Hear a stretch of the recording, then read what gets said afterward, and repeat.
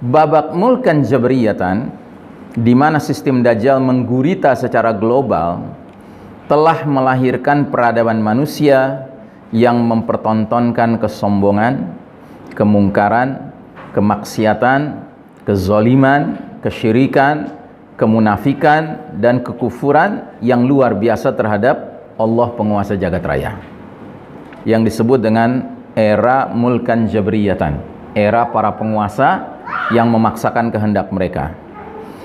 Dan era ini baru berjalan 100 tahun sejak tahun 1342 Hijriah.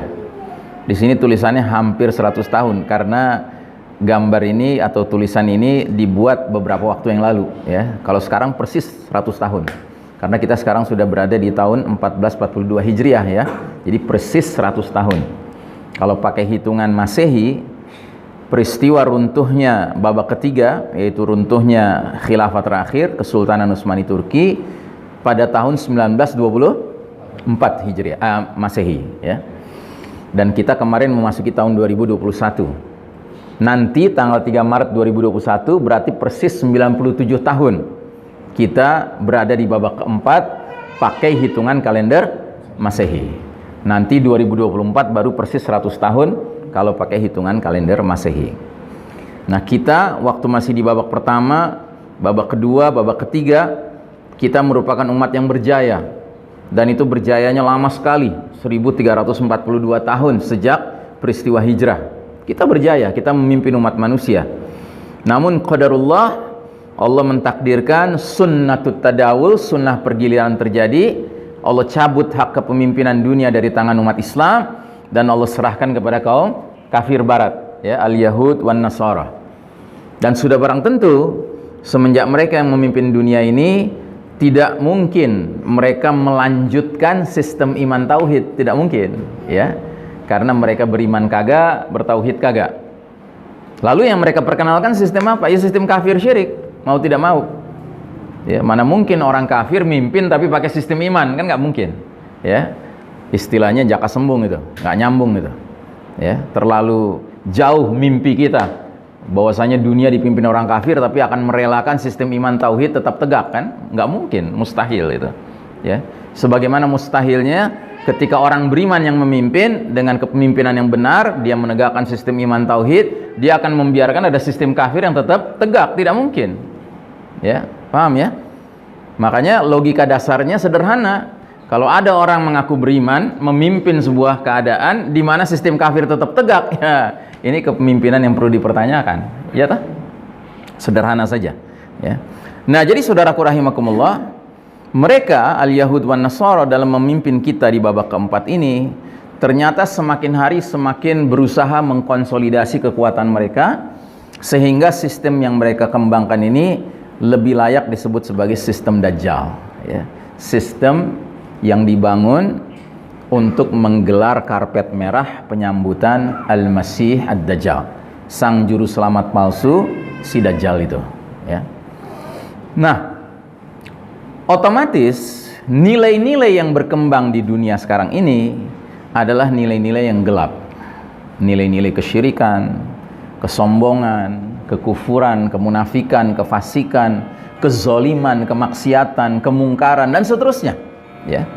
Sesuai dengan hadis Nabi yang mengatakan badiru bil a'mali fitanan ka qita'il lailil muslim. Bersegeralah kalian beramal sebelum datangnya era penuh fitnah seperti sepotong malam yang gelap gulita. Nah, itulah era kita sekarang. Era di mana-mana kita temukan fitnah dengan aneka ragam bentuknya. Sementara makin hari makin gelap dunia ini karena dikepung oleh nilai-nilai yang gelap. Nah, yang jelas ada sebuah sunnatullah yang juga harus kita yakini. Apa itu? Ketika Allah menilai bahwa peradaban telah melampaui batas ya kezalimannya, maka Allah yang maha pemberi balasan pasti akan menimpakan azab yang pedih yang skalanya sesuai dengan skala kezaliman itu. Kalau kezalimannya skalanya skala lokal, ya azabnya azab lokal.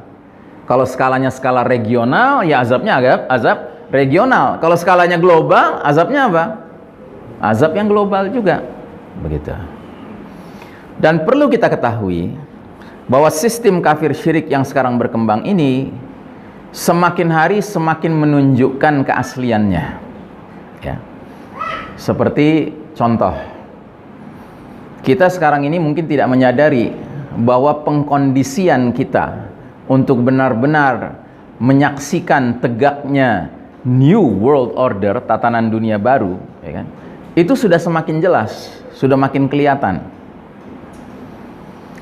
Nggak tahu Anda mengikuti atau tidak, tapi saya sarankan untuk coba mengikuti, sekalipun sumber-sumbernya kebanyakan bukan berbahasa Indonesia, berbahasa Inggris, ya kan?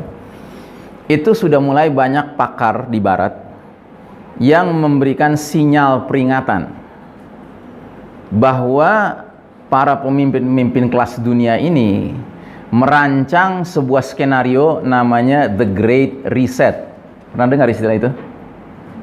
Anda tahu reset? Tahu reset? Ya, jadi kalau misalnya HP Anda udah mulai susah gitu ininya, ngirim pesan, ya kan, udah mulai terasa berat gitu ya, Anda harus reset kan, atau restart kan gitu. Nah, ini mereka, para pemimpin dunia sekarang ini, termasuk orang-orang kaya dunia sekarang ini, mereka itu melontarkan sebuah ide namanya The Great Reset. Jadi dunia ini harus melakukan riset besar-besaran. Dan ini dikaitkan dengan apa? Dikaitkan dengan COVID.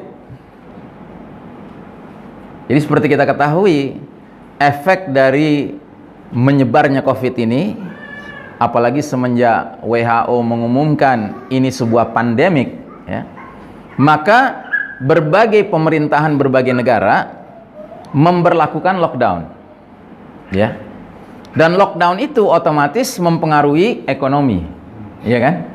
Itu mempengaruhi ekonomi.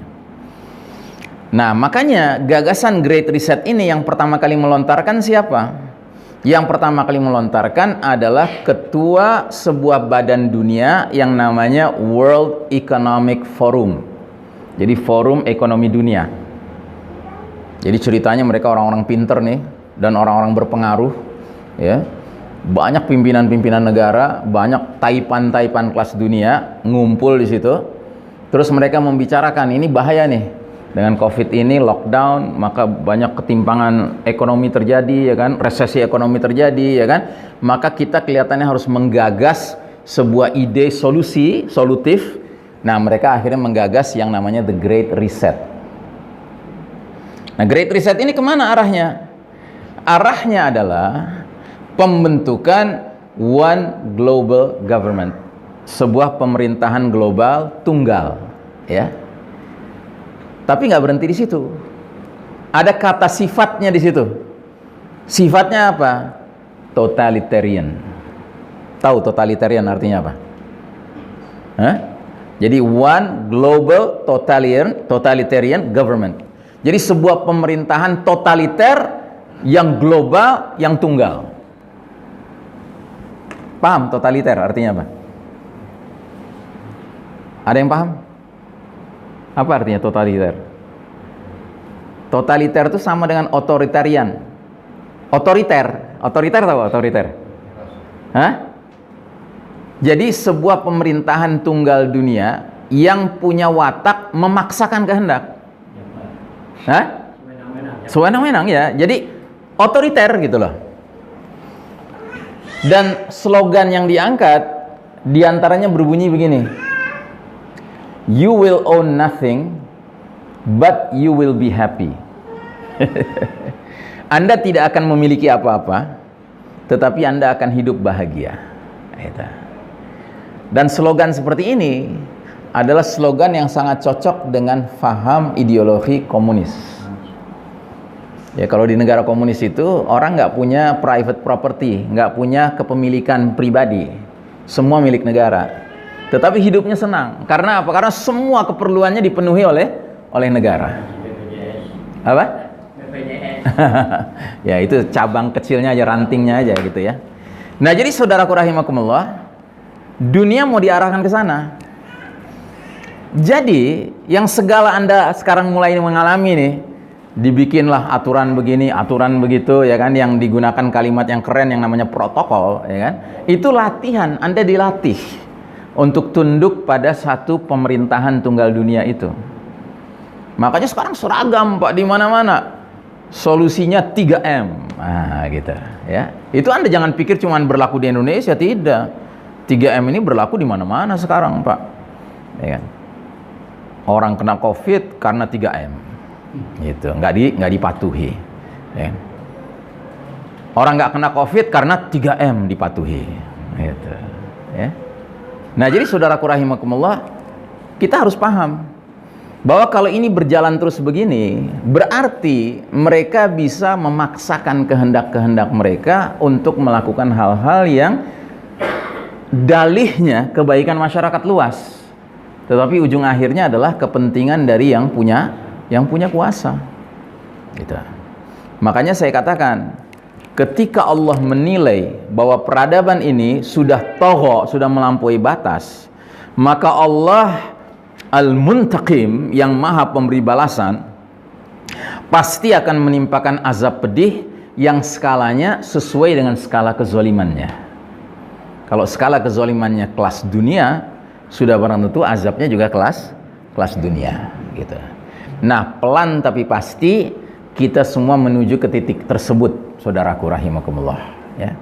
Makanya saya peringatkan diri saya dan kita semua, marilah kita benar-benar menjadi hamba-hamba Allah yang semakin hari semakin tawakal kepada Allah, semakin bergantung kepada Allah Ta'ala, karena jujur apa yang kita alami ke depan ini akan semakin berat.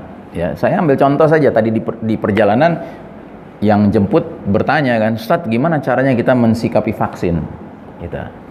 Ya, jadi sekarang ini kan masih ya ada pro kontra lah gitu ya kan, masih ada pro kontra, termasuk yang wilayahnya diberlakukan atau akan diberlakukan aturan divaksin kena 300.000 rupiah, nggak divaksin kena penalti 5 juta gitu ya. Ya, itu kan di wilayah tertentu seperti itu, nggak di semua wilayah. Tapi pelan namun pasti ini akan menjadi sesuatu yang disebut dengan mandatory vaccine. Vaksin itu akan jadi wajib. Untuk siapa? Untuk seluruh penduduk planet bumi ini. Gitu. Kecuali siapa? Kecuali mereka-mereka yang memang bikin aturannya. Gitu.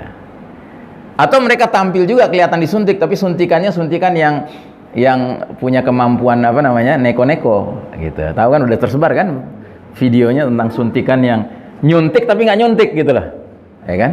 Atau nyuntik tapi belok gitu suntikannya. Gitu.